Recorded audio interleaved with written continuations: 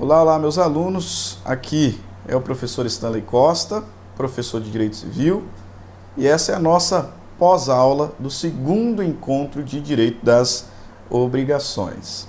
Aqui eu vou ter a oportunidade de destacar alguns dos pontos importantes que analisamos em sala de aula, mas já deixo registrado. Esse vídeo não pode de forma alguma substituir a leitura do nosso material, a adoção de alguma das doutrinas que indiquei e muito menos a sua presença em sala, ok? Então essa é a nossa pós-aula do nosso segundo encontro. No primeiro encontro, fizemos uma rápida revisão sobre a parte geral do Código Civil, identificando aí alguns conceitos elementares sobre personalidade, capacidade de direito, capacidade de fato, e tratamos também, relembrando, o tema do fato jurídico, todas as suas classificações, principalmente a diferença entre ato meramente ilícito e negócio jurídico.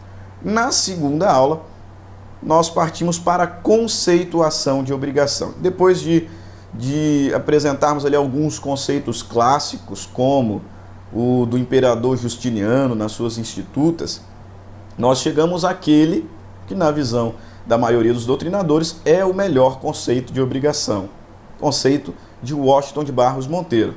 Para Washington de Barros Monteiro, obrigação é a relação jurídica de caráter transitório estabelecida entre devedor e credor, cujo objeto constitui uma prestação pessoal econômica, positiva ou negativa, devida pelo primeiro ao segundo, garantindo-lhe o adimplemento por meio do seu patrimônio. Este é o conceito mais completo porque nos apresenta as características fundamentais da obrigação. A obrigação é uma relação jurídica estabelecida entre dois sujeitos, pelo menos, em polos distintos, devedor, credor, uma relação jurídica que é sempre transitória e também sempre patrimonial, porque envolve uma prestação pessoal econômica.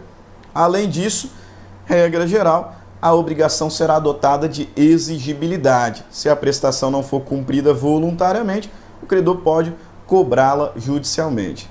E mais do que isso, o patrimônio do devedor garante o adimplemento. Então, se mesmo processualmente o devedor não cumpre voluntariamente a prestação, é possível a agressão ao seu patrimônio para satisfação da pretensão do credor. Beleza? Esse é o conceito de obrigação. Mas quero dar enfoque nessa pós-aula nos elementos constitutivos. A doutrina nos apresenta os chamados elementos constitutivos. De certa forma, varia de um doutrinador para o outro. Mas a maioria dos doutrinadores, na minha visão, melhor doutrina civilista brasileira, nos apresenta 3 elementos constitutivos da obrigação. Quais são eles?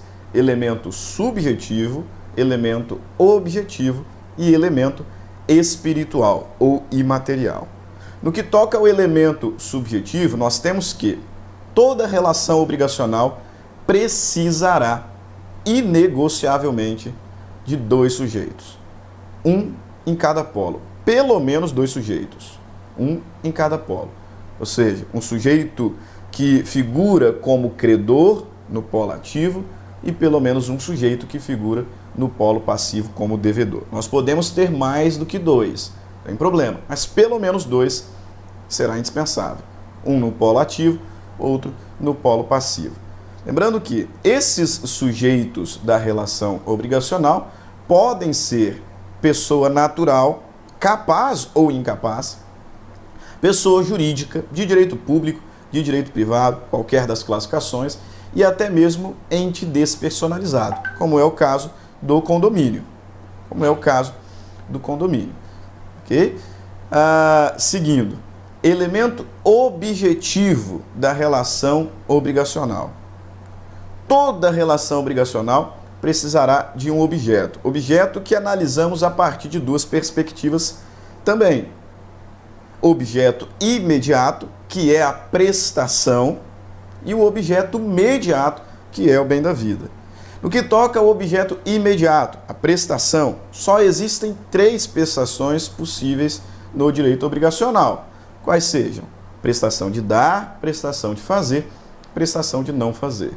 E com relação ao objeto imediato, o bem da vida, que precisa ser lícito, possível, jurídica e materialmente, determinado ou pelo menos determinável, este é o que se espera materialmente da relação obrigacional. Ou seja, onde se encontra efetivamente a pretensão do credor.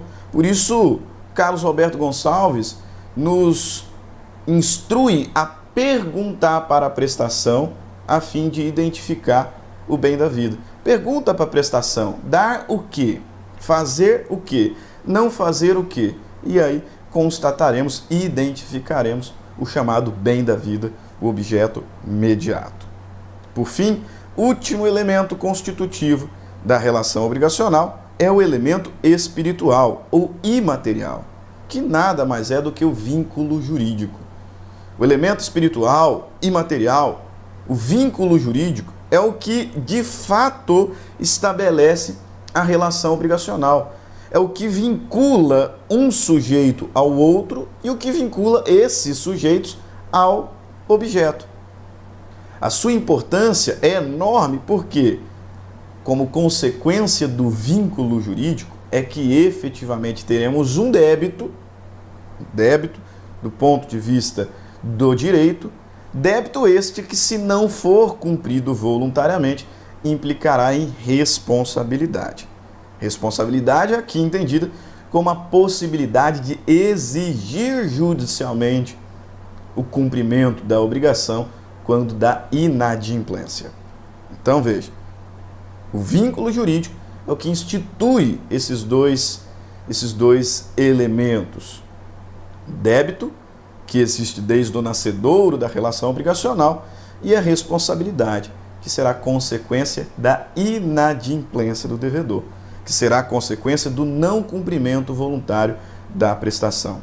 Só gostaria de destacar ainda que, com base na legislação, a doutrina reconhece a possibilidade de termos débito sem responsabilidade.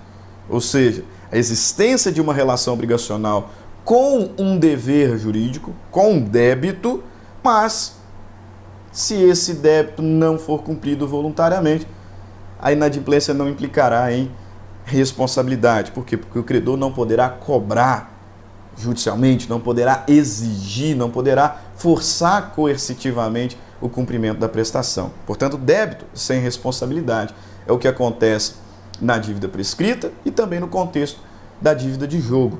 Dois exemplos de obrigação natural, porque tem obrigação, haja vista termos devedor, credor, objeto imediato e um débito, um vínculo jurídico que institui o débito, mas se o débito não for cumprido voluntariamente, não implicará em exigibilidade. Tá? Mas tem obrigação. Tanto que, se o devedor cumprir voluntariamente essa prestação, a sua prestação, ele não poderá recobrar. É o que encontramos lá no artigo 814 e no artigo 882. O primeiro tratando da dívida de jogo, que não obriga o devedor, mas se for paga, ele não pode recobrar. E o artigo 882 tratando da dívida prescrita, que, se for voluntariamente paga, não será repetida, ou seja, não poderá ser pleiteado a devolução. Okay? A doutrina também reconhece o inverso, responsabilidade sem débito, ou seja, alguém que não devia, alguém que não tem o débito, ser exigido, ser cobrado coercitivamente pelo cumprimento da prestação, como acontece na fiança. O débito não é do fiador, mas, por se tratar de uma garantia fidejussória, esse fiador pode ser cobrado judicialmente ante a inadimplência do devedor. Então, responsabilidade sem débito. Ok? Essa foi a nossa pós-aula do segundo encontro de direito das obrigações. Espero que tenha servido para sanar eventuais dúvidas. Nos vemos na próxima aula. Até mais. Grande abraço.